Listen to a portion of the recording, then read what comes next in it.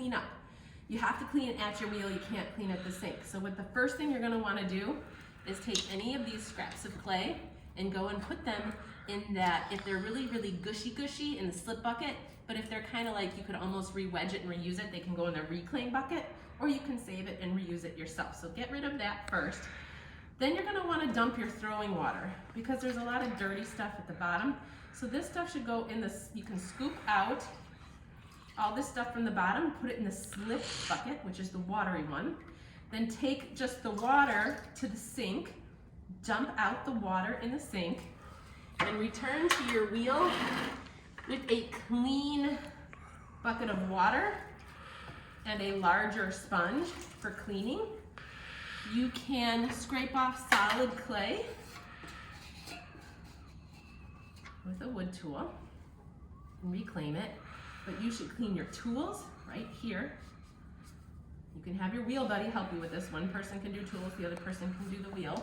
So clean all your tools with your clean bucket of water. Then you're gonna spin the wheel and clean the wheel head. Get all that stuff off of there. The splash pan comes apart. So you can take the splash pan apart, wipe out any mess on both sides of that splash pan.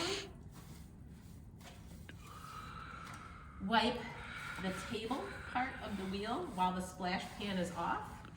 And then clean splash pan, you're gonna put it all back together. This is not totally clean, but that's just how you do it. A clean wheel should look like this. Let's take this one over here. A clean wheel should look like this. It should be totally clean.